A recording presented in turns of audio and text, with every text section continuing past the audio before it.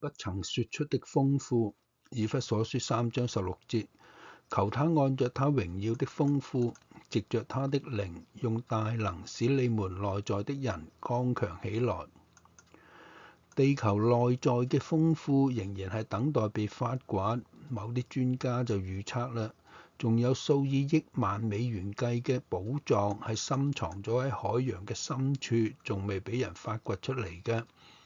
而世上最深嘅金礦係位於南非嘅約翰尼斯堡，由地球表面向地心裏邊綿延整整有2公里。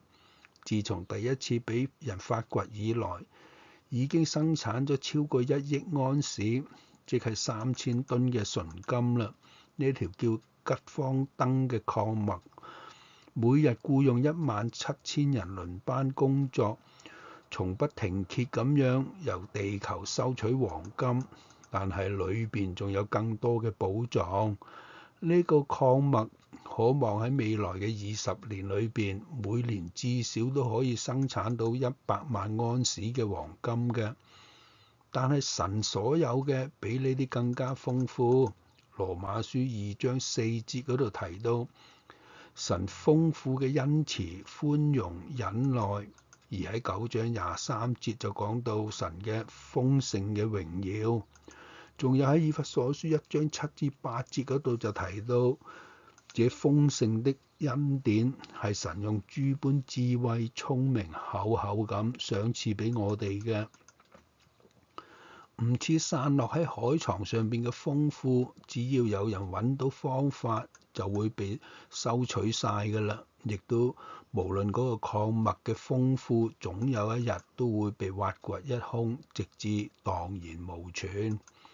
神內在嘅金礦係永遠都唔會冇晒嘅，係冇限量、取之不竭嘅。神永遠都唔會經歷到經濟崩盤同埋動盪。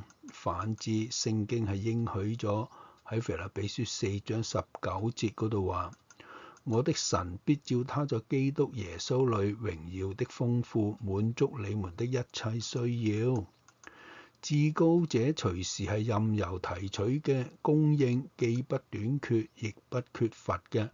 佢深不可測嘅供應將持續喺你嘅生命中去湧流。無論你需要乜嘢，亦都無論你所缺乏嘅係乜嘢，神嘅豐富將永遠超過你所需要嘅。